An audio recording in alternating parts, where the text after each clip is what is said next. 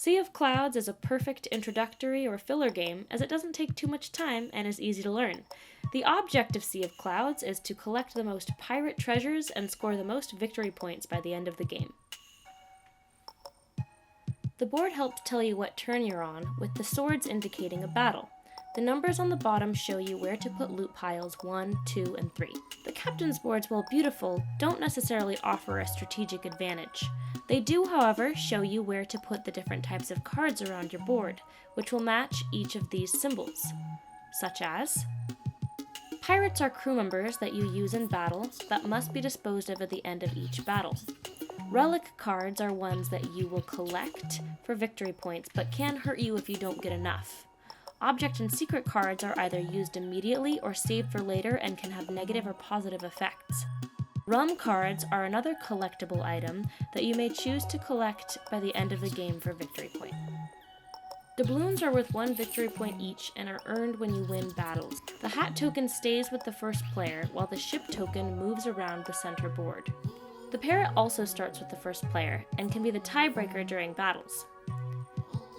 The scorecard is used at the end of the game to tally up the victory points. Place the map board in the center, making sure that you have the correct side based on 3 or 4 players. Make sure each player gets 3 doubloons to begin with. The first player is whoever drank rum last. The pirate ship is placed on the first island of the board and will move to the next island once every person has completed their turn for the round. Shuffle all cards in the same pile and place them near the top of the board. Then draw 3 cards from the top of the deck and place them in loot piles 1, 2, and 3. On your turn, you're going to look at each pile and see if you want that card. Say you want to collect these, you would put them over by the relic signal. But if you don't, you're going to put another card on top of it back in the loot pile. Then you're going to look at the next loot pile. Say you don't want rums, so you're going to put another card on top. Look at the next one. If you don't want to collect pirates, you're going to put that next card on top. And finally, you have to pick from the top of the deck if you don't want any of them. On the next player's turn, they're going to do the same thing. Look at the first pile, see if they want those 2 cards, and if they do, place them next to the appropriate symbols. If it's a secret card, they will place it face down and replace that pile with the next card in the deck. As the game continues, you'll move your ship token from island to island. Battle. Each person battles the player to their right and left. In this case, both players have 7 pirate points, so the parrot is the tiebreaker.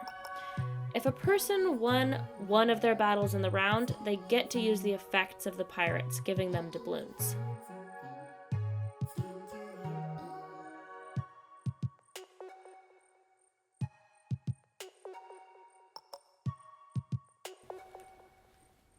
Scoring is the most difficult part of the game. Let's go through one player's scoring to show how it's done. We'll start with doubloons. This person managed to collect 8 doubloon points by the end of their game.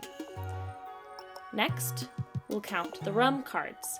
Each rum card shows how much it's worth, or you can choose to collect to make certain ones worth more. This person collected 10 rum points worth. Good job! Next, we're going to show the relics. This person was collecting the behemoth tooth relic, which 3 makes it worth 6 points.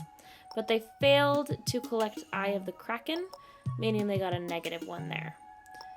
The secret cards can be tricky. Some of them you have to have the most, like the rum, but some of them you just have to collect a certain amount of items like doubloons, and they'll give you certain points per item. So we have 24 secret points here. We're going to move on to the objects, which in this case don't add up to any additional points. After adding up each of the items, they got a total of 47 points. So there was Sea of Clouds, a pretty straightforward deck building game, maybe not the best for kids. See you next time on Broad Games.